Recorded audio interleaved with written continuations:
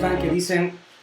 Qué gusto estar aquí con ustedes nuevamente, ahora con este método, ¿verdad? Con esta tecnología. No estoy muy acostumbrado a este tipo de cosas, pero bueno, no nos queda otra más que ajustarnos y utilizar lo que tengamos. Estamos un poquito incómodos también. No tenemos, o yo por lo menos no tengo toda la tecnología necesaria para poder llegar hasta ustedes.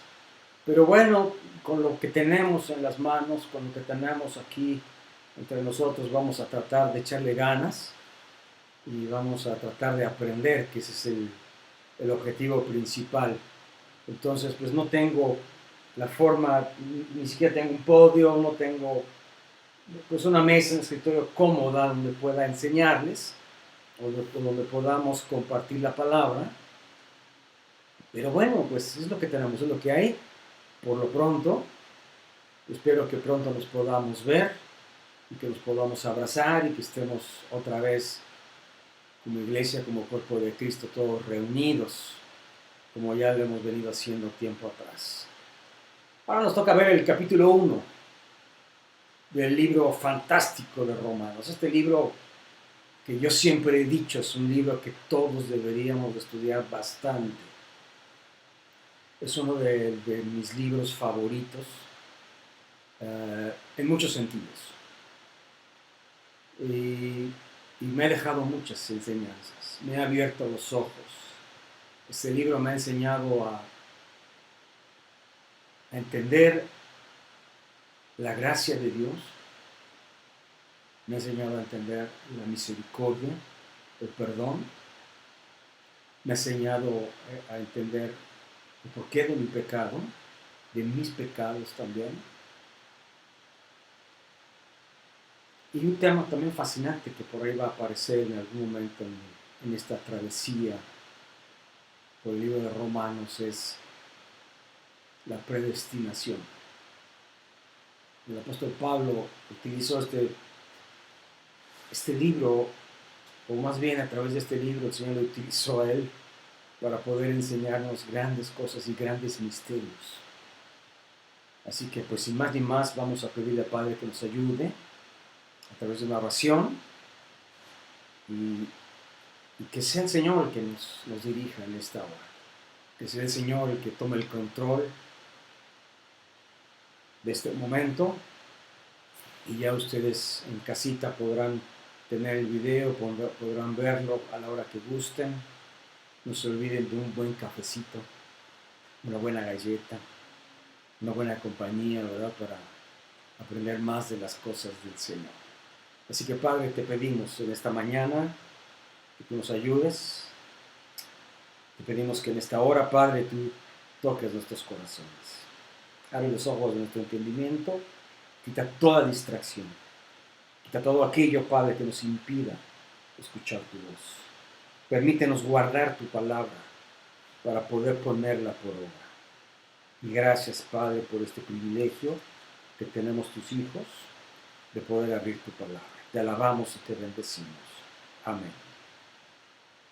Y bueno, pues a pesar de todo este brote de contingencia de la corona-19, como yo le digo, pues son cosas que estamos viviendo en los últimos tiempos, cosas que nadie estábamos preparados y aquí estamos, ¿verdad? Acoplándonos y ajustándonos a las nuevas demandas que nos trae la vida. Bueno, la epístola de Romanos se encuentra como la primera del canon en cuanto a los libros que escribió el apóstol Pablo. No porque fuese la primera, o la primera que se redactó, sino por la superlativa importancia de sus enseñanzas. Entonces, cuando decidieron armar la Biblia, cuando hicieron las traducciones y cuando se nos presentó así como la conocemos, se decidió poner este libro de Romanos en el lugar donde está por toda esa riqueza espiritual que tiene.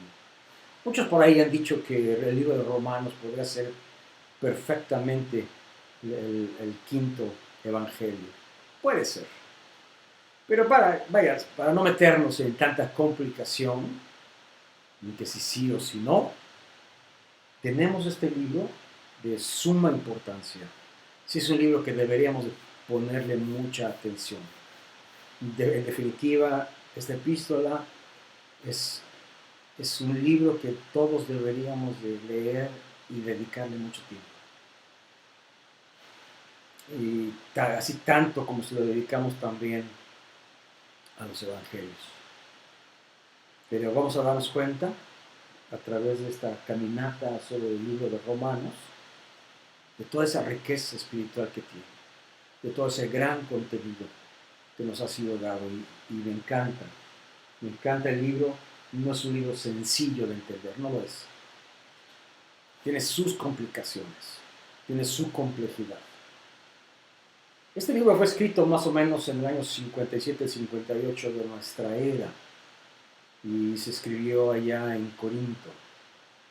Las profundas enseñanzas de esta carta forman parte de lo que el apóstol Pedro les llamaba cosas difíciles de entender. ¿Por qué no lo vemos, por ejemplo, en el segundo libro, en la segunda carta del apóstol Pedro, en el capítulo 3?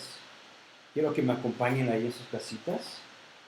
Yo no lo tengo ni separado tampoco, pero bueno, vamos a ver qué es lo que está diciéndonos este libro y cómo es que Pedro se refería a las cosas que Pablo escribía como cosas difíciles de entender. Es la segunda carta del apóstol Pedro y vamos a ver allá en el capítulo 3, vamos a ver qué nos dice y vamos a irnos al verso 15, por ejemplo. Dice: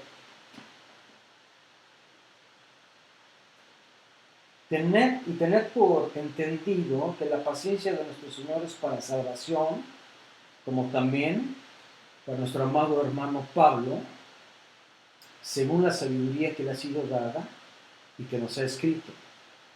Casi en todas estas epístolas, hablando de ellas, de estas cosas, entre las cuales dice la Biblia, hay algunas difíciles de entender, las cuales los indoctos y los inconstantes tuercen, como también las otras escrituras, para su propia perdición.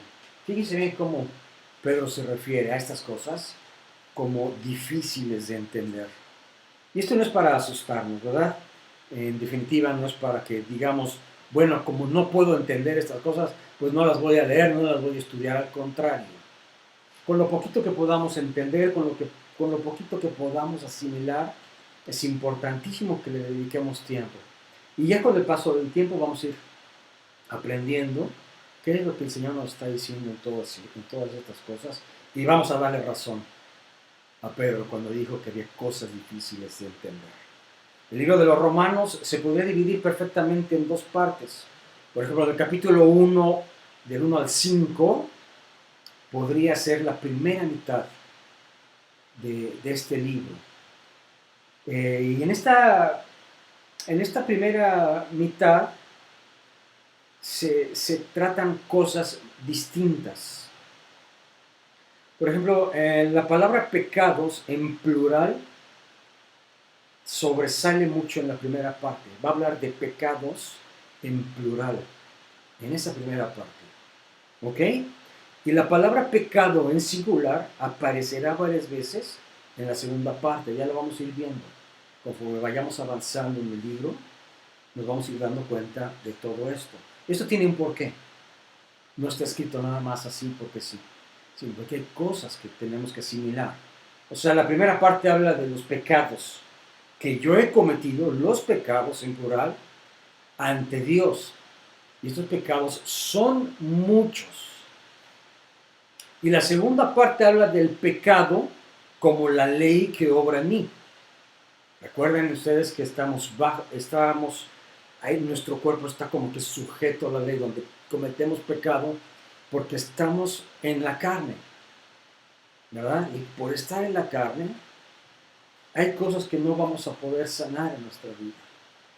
El mismo apóstol Pablo lo decía y más adelante lo vamos a ver. Que parecía que estamos como esclavizados como sujetos, y Pablo decía, no hago el bien que quiero, sino el mal que no quiero, eso hago. ¿Y por qué hablaba de esta forma?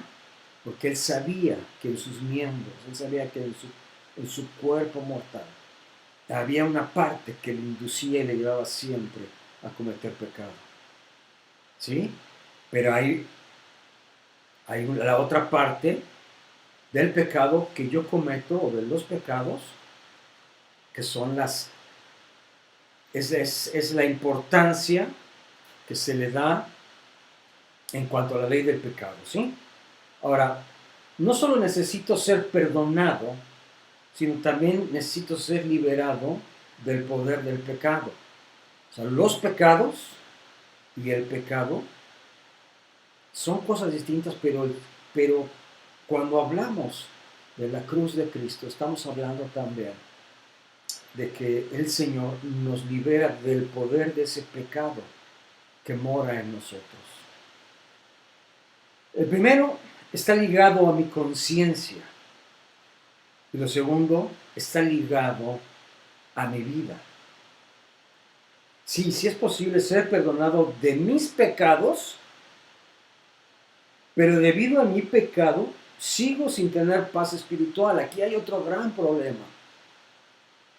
Sí soy perdonado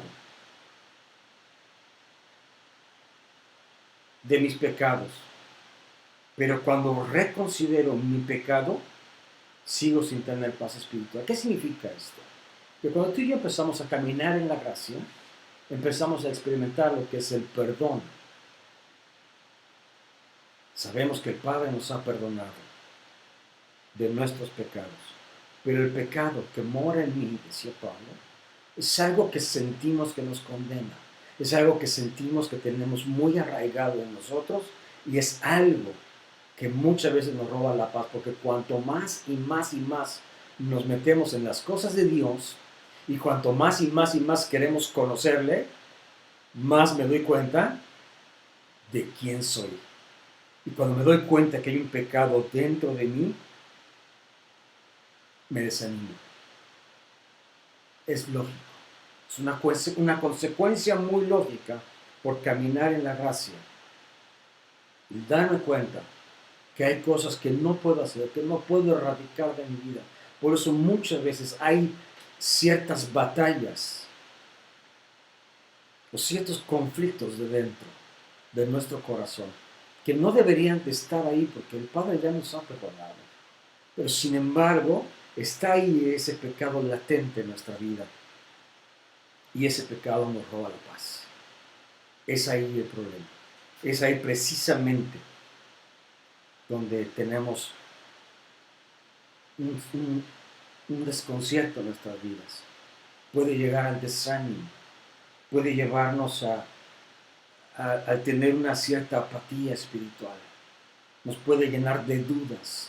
Nos puede llenar de comentarios que no van a ser sabios, comentarios acerca de nosotros, acerca de nuestra vida. Y ahí vamos a tener muchísimos problemas. Esto nos puede robar la paz espiritual, sin duda alguna sí. A mí me ha sucedido. Porque leemos la Biblia, estudiamos, oramos, vamos a la iglesia, cantamos, alabamos, adoramos, lo que tú quieras. Y te das cuenta que dentro de tu corazón, dentro de mi corazón, hay algo que está mal. Y eso no se puede quitar. ¿Estamos caminando en la gracia? Sí, sí, por supuesto. Pero recuérdense que estamos hablando del pecado que mora en mí, el pecado que le hablaba Pablo. Ese pecado que tenemos arraigado a nosotros por venir del linaje de Adán. ¿Ok? El tema central de Romanos es la revelación de la justicia de Dios al hombre. Fíjense qué lindo. Ese es un tema principal. Es una revelación. Es como Dios se revela hacia el hombre en un plan de justicia, en un plan de salvación, en un plan de misericordia, en un plan de gracia. Ese es el tema principal del libro de Romanos. Hay otros muchos temas, sí, por supuesto que los hay. Hay demasiados. Pero el tema central, estoy casi seguro que es esa revelación, cómo es que la justicia de Dios se ha revelado al hombre. También hay una carta dirigida especialmente a los gentiles. Vamos a ver que esta carta es una carta que está dirigida especialmente a los gentiles, ¿verdad? Porque la iglesia de Roma era una iglesia que prácticamente estaba funcionando a través de mucha gente gentiles. O sea, no eran judíos, era una Roma de gentiles. Era una Roma de mucha religión, de mucha transición, de muchas creencias ¿no? Y entonces ahí surge esta iglesia y estos escritos de Pablo para esta iglesia precisamente ahí en Roma. Pero los romanos dejan de ver la salvación que es universal, o sea, había un conflicto también entre el apóstol Pablo y el apóstol Pedro, había un conflicto, no sé si ustedes recuerdan que el conflicto básico era que Pablo era un apóstol para los gentiles, ¿verdad? Y Pedro era un apóstol, o él se sentía apóstol meramente para los judíos. Y aquí había un problema bastante grande. Inclusive ese problema los llevó a separar, les llegó a causar conflicto, especialmente en el corazón del apóstol Pedro. Pedro se sentía que estaba diseñado y que la salvación era meramente para los judíos. Sí tenía la razón en muchos sentidos, porque la misma Biblia nos enseña que a los suyos vino Jesús, ¿verdad? Mas los suyos no le recibieron, mas a todos los que le recibieron, a los que creen en su nombre, Dios les dio la potestad de ser hechos hijos de Dios. Entonces sí venía a salvar a las ovejas perdidas de la casa de Israel, sí, pero fue rechazado el maestro, ¿verdad? Entonces, bueno, hasta aquí es un leve resumen de lo que es este libro fantástico y fabuloso de Romanos. Ahora quiero que vayamos un poquitito a través de los versículos, vayamos caminando a través de los versículos. Ahora vamos al capítulo 1 de esta carta maravillosa y vamos a ver el versículo 1, por favor. Perdón que esté volteando para abajo, porque pues, acá está mi Biblia. Ojalá pudiese yo tener acá, pudiera tener un pronter por allá, ¿verdad?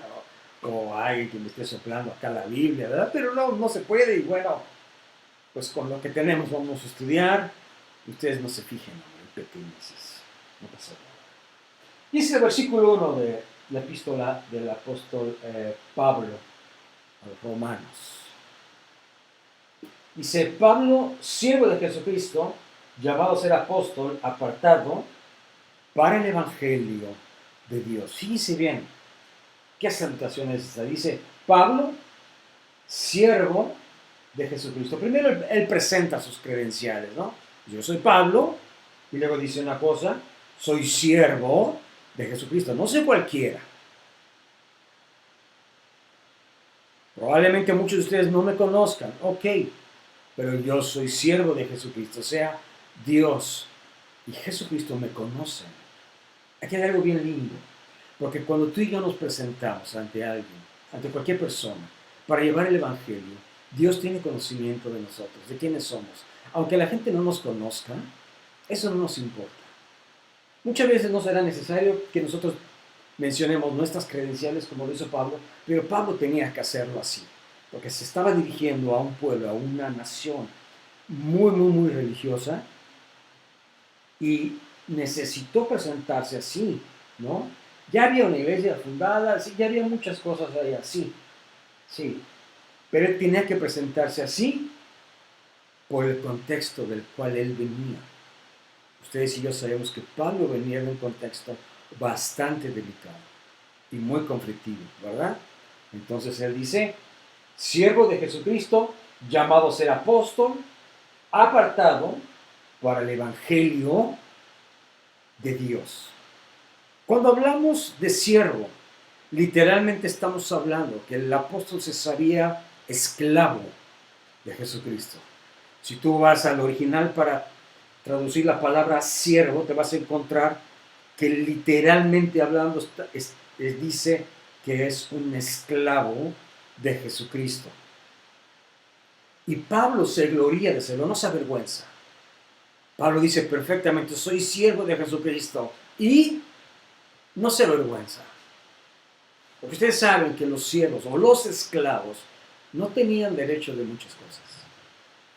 No podían opinar, no tenían derecho a ningún lujo, no tenían derecho a sentarse en la mesa con el rey o con el patrón. Eran esclavos. Los esclavos muchas veces, eran personas maltratadas. No quiero decir que Dios le iba a maltratar, pero estoy hablando de que un esclavo no gozaba de todos los privilegios que gozaba cualquier otra persona común o como cualquier otro miembro de la familia. Pablo dice, soy siervo, soy esclavo de Jesucristo. No soy más esclavo del pecado. Ahora soy esclavo de Jesucristo. ¿Ok? Y el segundo epíteto con el que se describe es asimismo, dice, soy un apóstol llamado. Dios le llamó a ser apóstol. Aquí hay otra cosa fantástica y maravillosa que tú y yo tendríamos que aprender en nuestra vida como cristianos y como siervos de Dios. Es que Dios nos ha escogido, nos ha llamado. A ti y a mí, Dios nos ha designado una tarea específica para que podamos hacer, para que la llevemos a cabo, para que la realicemos en este mundo. Y el apóstol Pablo bien lo decía, yo soy apóstol, pero soy llamado. O sea, no se me ocurrió ser apóstol.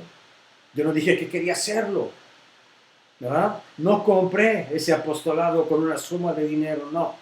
Dice, Jesucristo me llamó. Y cuando Dios te llama, no habrá nadie que te pueda quitar ese llamado, a menos que tú renuncies a él. Pero dice la Biblia que irrevocables son los dones y el llamamiento. Difícilmente también se puede rechazar un llamado o difícilmente se puede renunciar a él. Creo sinceramente que no es recomendable que tú y yo, en nuestra condición de llamados, sabiendo que tenemos una labor específica por realizar, renunciemos a ello, porque nos meteríamos en un problema grandísimo con Dios. Porque al ser llamados y al renunciar, yo creo que estaríamos ofendiendo a la persona de nuestro Señor Jesucristo, estaríamos ofendiendo al Espíritu Santo, estaríamos ofendiendo a Dios. Y creo que muchos de nosotros lo hemos hecho de una u otra forma. Yo creo que sí. Quizá en nuestra ignorancia lo hemos hecho. Quizá hemos renunciado al pastorado, hemos renunciado al ser portadores de la palabra de Dios, al ser imitadores de Cristo. Hay muchas formas de poder renunciar a ese llamado, como el llamado a la gran comisión también. Tú y yo también fuimos llamados a ser discípulos, a bautizarnos en el nombre del Padre, del Hijo, del Espíritu Santo. Eso es un llamado también. Ese llamado no significa que tengas que tener una iglesia de 300,000. Ese llamado no significa que tengas que tener un auditorio numeroso siempre. No, eso está muy lejos de la realidad. El ser llamado significa que Dios te pensó para una tarea desde antes de la fundación del mundo que solamente tú podrías hacer. Nadie más. Y si tú y yo renunciamos, dice la Biblia, tome otro su oficio. Así le pasó a Judas Iscariote. Cuando alguien renuncia, cuando alguien deja, la obra del Señor no se detiene. Entonces viene otro y toma el oficio. Por eso hay que pensarlo más de 2 veces, hay que pensarlo detenidamente. Cuando Dios nos ha hecho un llamado, ¿qué estamos haciendo con ese llamado? Si muchas veces nos cuesta trabajo. Yo sinceramente tuve que batallar demasiado en mi vida para aceptar un llamado, para poder usarlo, para poder bendecir a otros. Me ha costado mucho trabajo. Y esa es una forma muy tonta y muy torpe, inclusive incrédula si tú quieres, de no querer hacer algo que el Padre nos ha designado desde antes de nuestro nacimiento. La palabra siervo es la palabra esclavo, como ya lo dijimos, es la palabra 1401 del Strong. Es la palabra doulos, que significa sujeción, que significa subordinación. Eso significa la palabra siervo. Ahora, por ejemplo, fíjense bien de lo que veníamos hablando acerca de esa labor y de ese llamamiento celestial para tu vida, para mi vida y también como lo fue en la vida del apóstol Pablo. Quiero que me acompañes a Gálatas y vamos al capítulo 1 de Gálatas. Ahí en ese capítulo 1 creo que nos va a ayudar a entender un poquitito lo que estaba tratando de decir el apóstol Pablo. Gálatas capítulo 1, en el verso 15. Dice, pero cuando agradó a Dios, que me apartó desde el vientre de mi madre y me llamó por su gracia, revelar a su Hijo en mí para que yo le predicase entre los gentiles. Fíjate bien lo que dice aquí este verso. A Dios le agradó. Puede ser que tú no le agrades a muchos, pero puedes caminar con la confianza de que Dios te llamó porque a Dios así le agradó. Si así le agradó a Dios, entonces tú puedes realizar tu tarea, tu trabajo, con más confianza, con más dedicación, con menos temor, con menos desconfianza. Porque dice aquí la Biblia que a Dios le agradó. Y cuando a Dios le agrada, no necesariamente tiene que agradarle a otros. Cuidado, porque vivimos en unas épocas donde queremos agradar a otros. Y al mismo tiempo queremos, por ejemplo, ahora en las redes sociales, que todo el mundo nos dé un like en el Face o en las redes sociales. Queremos que todos nos digan, no, sí, cierto, hermano. O sea, usted tiene toda la razón. No, ¿por qué? ¿Por qué tiene que ser así? Si a Dios le agradó, perdón la expresión, que nos importa si les agrada a otros o no. Ahora, dice que me apartó desde el vientre de mi madre. Predestinación. ¿Sí me explico? Dios te ha apartado a ti también. Dios te ha escogido a ti también. Desde antes de la fundación del mundo. Desde antes que tú y yo naciéramos. Ya desde el vientre de nuestra madre, tú y yo ya teníamos un llamado para realizar y para hacer en esta tierra. Ahora dice aquí, y me llamó por su gracia. ¿Por qué por su gracia? No porque seamos muy lindos, no, ni porque seamos los más capaces, no, o los más inteligentes, no, o los más bellos, tampoco. Dice aquí la Biblia que nos llamó por su gracia, porque Él quiso, y punto. Ahora, dice verso 16, en Gálatas capítulo 1, revelar a su Hijo en mí, para que yo le predicase entre los gentiles. Y dice, no consulté enseguida con carne ni con sangre. ¿Por qué no consultó enseguida con carne y con sangre? Porque entendió que si Dios le había llamado, le había escogido por su gracia, no tenía que preguntarle a los hombres qué es lo que tenía que hacer. Lo mismo va a pasar con tu vida. Tú no tienes que consultar a los otros para agradar. No tienes que consultar a carne y a sangre para saber si estás haciendo lo que tienes que hacer. Tienes al Espíritu Santo de Dios obrando en tu vida, yo lo tengo también. Aún con todos mis defectos y todos tus defectos, dice la Biblia, así nos escogió Él. Pero dice aquí algo bien lindo también, revelar a su Hijo en mí. O sea, primero fue una revelación al corazón directo de Pablo. Revelar a su Hijo en mí. Una vez que se le reveló a él en su corazón, una vez que Pablo agarró y toda esa idea y toda esa gran verdad, una vez que esta palabra le hizo rema en su corazón, él fue capaz de salir al mundo para hablarle a otros acerca de Jesucristo. ¿Sí me estoy explicando? Si tú no estás convencido de esa gran revelación para tu vida, es difícil que tú puedas convencer a otros de que Dios te escogió. Y entonces yo sí creo que ahí nadie te va a escuchar. Porque mientras tú no estés convencido, no podrás convencer a otros. Y luego dice ahí, para que le predicase a los gentiles. ¿Ya ves qué es lo que te estaba diciendo? No consulté enseguida con carne ni con sangre, dice, tampoco subí a Jerusalén con los que eran apóstoles antes que yo, sino que fui a Arabia y volví de nuevo a Damasco, y después, pasados tantos años, esto y el otro, el Señor estaba hablando y utilizando al apóstol para aquello que le llamó. Eso va a suceder exactamente en tu vida y en mi vida. Así que dejémonos llevar. Ahora, vamos más adelante. Vamos al verso 2 del capítulo 1 de Romanos. Y nos faltan, tenemos que hablar hasta el verso 15. Así que bueno, pónganse cómodos. Si tienen que ir por las palomitas y por el refresquito, vayan.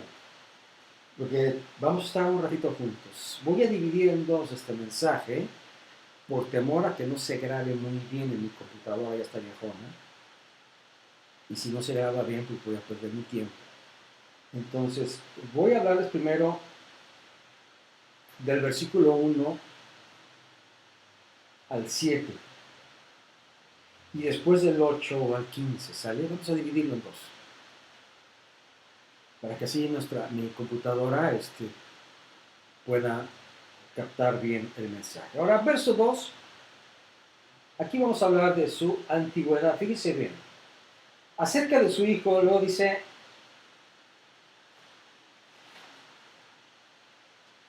que él había prometido antes por sus profetas en las Santas Escrituras. ¿Qué había prometido antes? El Evangelio de Jesucristo, o sea, la venida de Jesucristo. Que el Mesías vendría, estaría entre nosotros, ¿no? Dice, verso 1, Pablo, siervo de Jesucristo, llamado a ser apóstol, apartado para el Evangelio de Dios, que él había prometido antes por sus profetas en las Santas Escrituras. Ya había prometido desde antes de los profetas. O sea, desde el Antiguo Testamento ya se había revelado esto, ya se había prometido. No se había revelado del todo, más bien se había prometido. ¿Ok? Y dice, fíjense bien, quiero que me acompañen a Génesis capítulo 3. Yo creo que ahí en Génesis capítulo 3 vamos a entender un poquito lo que estábamos tratando de decir. Génesis capítulo 3 nos va a ayudar a entender un poquito. Vamos a ver si este versículo nos puede meter un poquito más en el contexto de lo que vengo tratando de decir. En el verso 15, cuando dice, y pondré enemistad entre ti y la mujer, entre tu simiente y la simiente suya. Esta te herirá en la cabeza y tú le herirás en el calcañar. Ahora, ¿de qué está hablando esto? De una enemistad que hay entre las simientes. Ya había una enemistad. La única forma de sanar esa enemistad es a través del Evangelio. No había otra forma de sanar esas enemistades que había. Por eso aquí, a través de este escrito, si no me falla, pues fue Moisés, claro, quien escribió esto.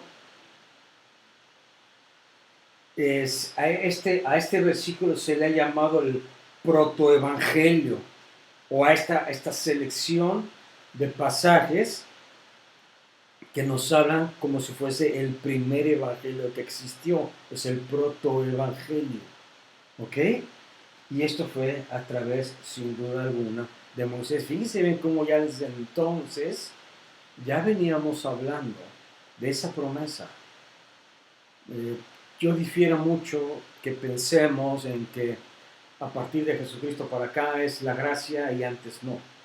Eh, yo creo que no. Yo creo que desde la existencia de Adán y Eva la gracia ya se venía manifestando. No se manifestaba o no se veía la palabra gracia como tal, pero sin duda alguna que ya desde entonces ya se vivía en una forma de gracia, aunque no esté plasmado y escrito como tal. Este versículo, estas simientes de las que estamos hablando, este protoevangelio como el primer evangelio que se expuso, ya nos viene hablando de la gracia de Dios. Ya nos viene hablando de una otra forma de la gracia. Ok, vámonos al verso 3, allá en Romanos. Verso 3 y verso 4 nos va a hablar estos versículos de ese tema, de un tema. Hay un tema en el libro de Romanos. Y creo que en el verso 3 y en el verso 4 nos va a ayudar a entenderlo un poquito más, que dice así. Dice acerca de su Hijo, nuestro Señor Jesucristo, que era del linaje de David según la carne, que fue declarado Hijo de Dios con poder, según el Espíritu de Santidad, por la resurrección de entre los muertos. Por la resurrección de entre los muertos. Ahora aquí entramos en otro tema, caray. Apenas llevamos 3, 4 versículos y hemos tocado muchísimos temas. Cada versículo nos daría para muchas horas de entretenimiento, de estudio, de meternos en las ayudas, en los comentarios. Miren, aquí yo los tengo. Aquí están todos mis comentarios, todas mis ayudas, porque de lo contrario nos haríamos bolas para tratar de entender todo ello. El tema es, dice aquí la escritura, su Hijo Jesucristo. Dice acerca de su Hijo, nuestro Señor Jesucristo. Ese es el tema también. Es para para llenar más bien la condición de Mesías, se necesitaba que para que el Señor Jesús estuviese en la condición de Mesías, vaya, tenía que estar o surgir de la carne. No podría surgir de cualquier otra forma. Para que se le tomara como Mesías, tendría que nacer en carne o tendría que surgir de la carne, y en este caso del linaje de David. ¿Sí? Entonces dice así, acerca de su Hijo, nuestro Señor Jesucristo, que era del linaje de David según la carne. Fíjense bien, ¿cómo menciona el linaje de David? Menciona según la carne. ¿Por qué? Para que pudiese entrar en su condición de Mesías, o para que se le pudiese entender que él era el Mesías de Dios, el Salvador a este mundo. Y los judíos, lamentablemente, muchos de ellos, la gran mayoría, pues siguen esperando a su Mesías, y nosotros ya sabemos que Jesucristo es el Mesías, ¿verdad? Es el Maestro que muchos se han quedado esperando, y que le vieron, que le traspasaron, que no le creyeron, etcétera, etcétera. Podríamos decir muchísimas cosas. Dice aquí verso 4 que se ha declarado o fue declarado Hijo de Dios con poder. Hijo de Dios con poder. Ahora, aquí hay otra palabra, otra frase que me gusta. Según el Espíritu de Santidad. Ahora, fíjense bien. Si yo estoy hablando o estamos pensando en el Espíritu de Santidad, no es el Espíritu Santo. Fíjense qué curioso. Estamos hablando directamente del Espíritu de Dios. Sí, ok. ¿El Padre, el Hijo y el Espíritu Santo son uno mismo? Sí, por supuesto. Es lo mismo. Pero acuérdense que cuando Jesús anunció su partida, cuando estuvo con sus discípulos, les dijo, es necesario que yo me vaya, les conviene a ustedes que yo me vaya, porque les voy a enviar al gran Consolador, el Espíritu Santo. Entonces ahí está hablando de la otra persona de la Trinidad. pero en este caso está hablando de la persona del Padre, del Espíritu del Padre. Fíjense, vamos al primer libro de Corintios. Ojalá que este libro aquí en Corintios nos ayude a entender lo que estoy tratando de decirles en el capítulo 15. Acompáñenme en sus casitas, por favor, allá al primer libro, a la primera carta del apóstol Pablo a los Corintios. En el capítulo 15, ¿sí? Y vamos al verso...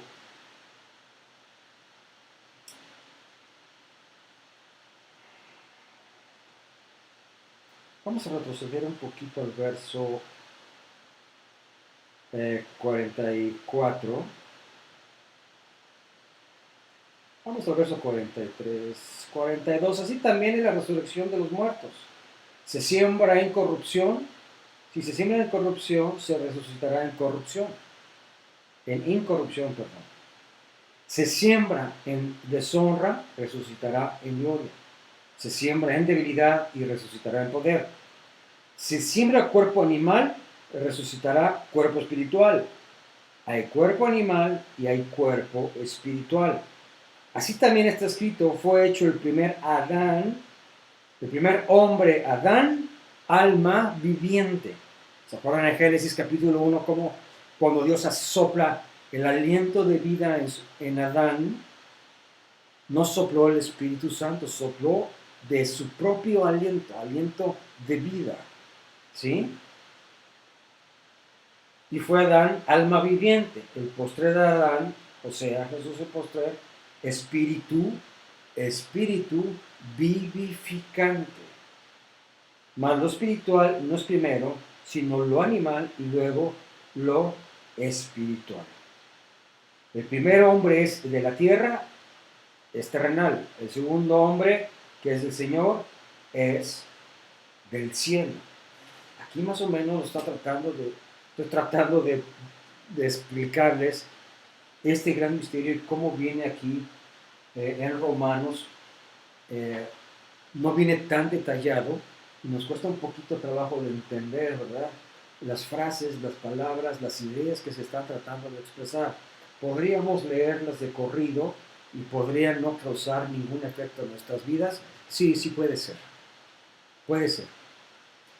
Pero no es la idea. La idea es que tratemos de desglosar estas frases, estas ideas, ¿verdad? Para que agarremos toda esa teología concisa y la podamos aplicar en nuestras vidas y que podamos entender esos grandes misterios. Por eso yo estoy corriendo un poquitito para que podamos entender más o menos cómo van las cosas, cómo están sucediéndose y en qué orden, ¿ok? Y como siempre, pues bueno, nos está ganando el tiempo. Ok, vámonos al verso 5. Y vamos a leer el verso 5 acá en Romanos capítulo 1, que dice, y por quien recibimos la gracia y el apostolado para la obediencia de la fe en todas las naciones, por amor de su nombre. ¿Y qué está hablando aquí este versículo? Dice el verso 5, y por quien recibimos la gracia y el apostolado para la obediencia a la fe en todas las naciones, por amor de su nombre. Esto está hablando del fruto que trae consigo todo esto que venimos diciendo y que venimos tratando de entender. Dice, esta gracia y este apostolado no es para todos los hombres. Pero nada más se estaba refiriendo en los apóstoles, nada más. Estaba hablando de ellos y por ellos. Por ellos estaba hablando. Por eso yo te digo, no te asustes. Si vienes al seminario, qué padre. Si quieres aprender, qué bueno. Que quieres recibir, titular, hacer tu maestría, padrísimo. Pero no significa que tengas que ser pastor o que tengas que tener una mega iglesiota. No hablamos de eso, ¿no? Porque recuerda y recordemos todos que es un llamado. Esto es un llamado. Nada tiene que ver con nuestra preparación, nada tiene que ver con quiénes seamos, ¿sí? Dios al que llama capacita, sí, pero Dios no necesariamente llama a los capacitados. Así que bueno, ahí tenemos otra lección muy, muy grande para nuestras vidas, porque hay muchos que salen de los seminarios y dicen, no, pues yo ya soy el mega pastor. Y cuando empiezan a ejercer o tratar de ejercer, se enredan en muchos problemas, toman muchas decisiones que no llevan ningún fruto, o muy poquito o ninguna clase de fruto. Y luego se frustran. ¿Por qué? Porque no todos son llamados, no todos somos llamados.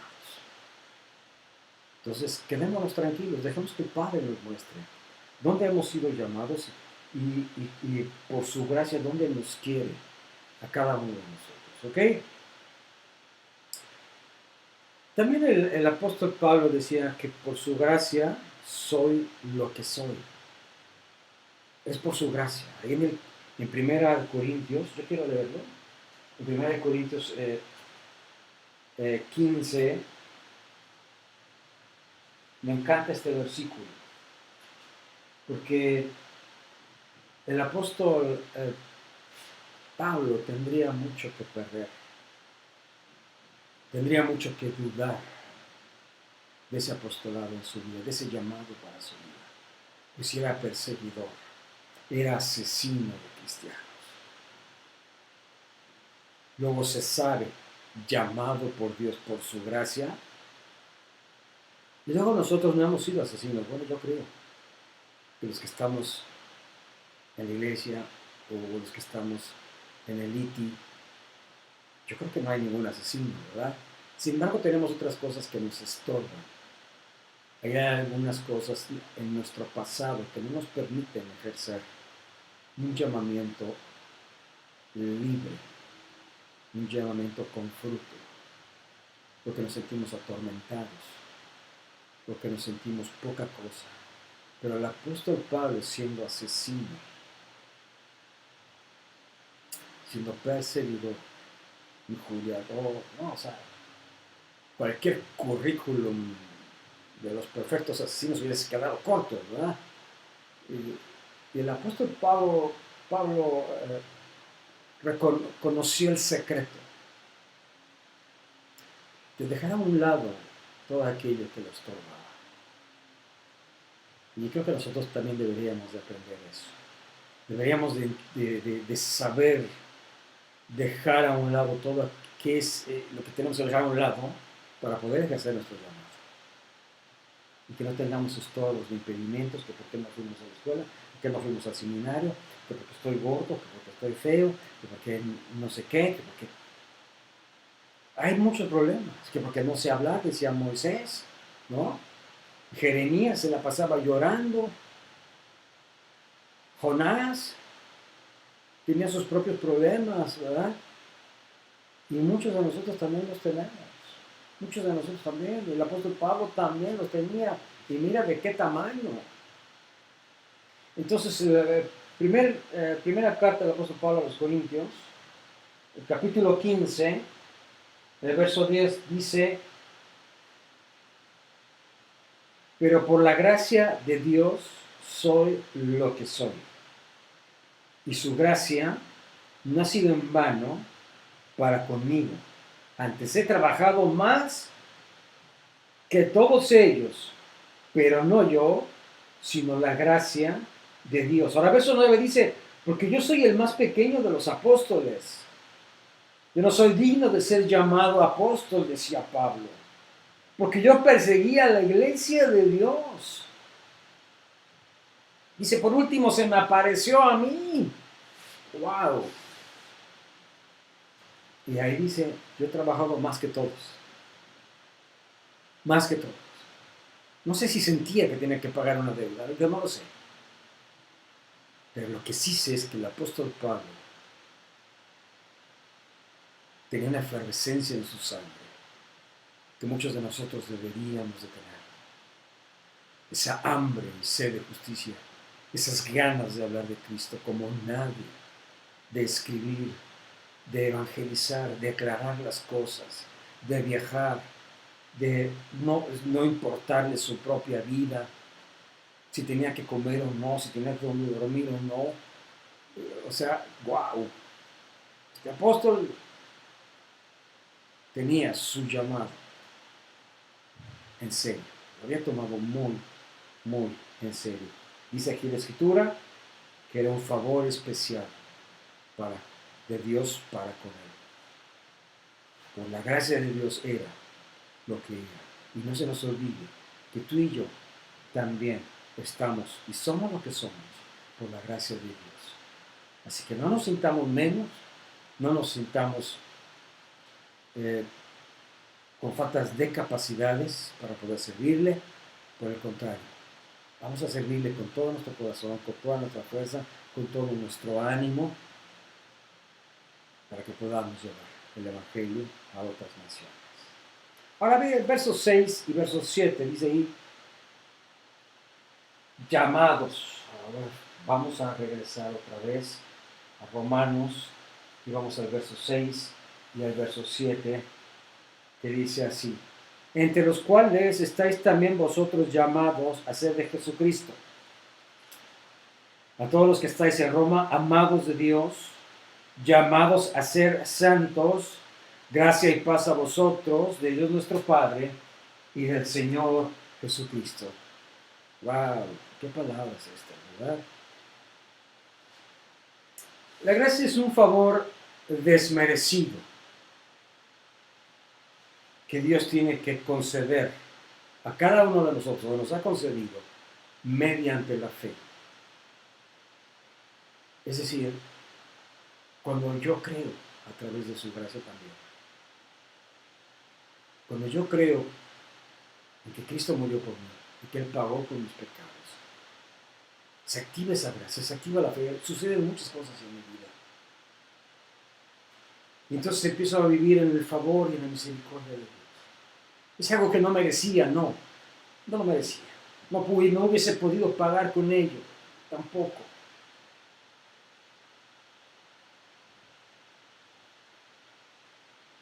Pero porque a Dios así le plació, es que tú y yo podemos caminar en esa gracia. Aquí está dando una bendición en forma de saludo. Decía, gracia y paz a vosotros. ¿Quiénes eran vosotros? Ya sean libres, esclavos, eruditos o personas iletradas, por ejemplo, pobres, ricos. Los titula amados de Dios, a todos. No hace distinción de personas. La gracia no hace distinción de personas. Eres una persona culta, eres bienvenido. Eres inculto, eres bienvenido. Eres rico, eres pobre, eres moreno, eres blanco. No importa. La gracia de Dios te ha llamado y por gracia tenemos un lugar especial en el corazón del Padre. Así es como funciona la gracia en nuestras vidas. Es el estado de reconciliación con Dios, es la gracia. Es en la gracia donde tú y yo debemos de aprender a caminar, donde debemos de aprender a vivir, no pisoteando esa gracia. Porque la palabra de Dios enseña que cuando abundó el pecado, sobreabundó la gracia. ¿Y qué decían entonces? ¿Que vamos a pecar más para que tengamos más y más gracia cada vez? No, decía Pablo, de ninguna manera. La gracia, caminar en la gracia, sí lleva un costo. Hay un precio que hay que pagar. No es precio de cosas corruptibles. El apóstol Pablo pagaba con su propia vida, día tras día, hora tras hora, con esa pasión, con ese fervor que solamente él tenía. Porque dice la Escritura, por gracia somos salvos. Hasta aquí, versículo 7.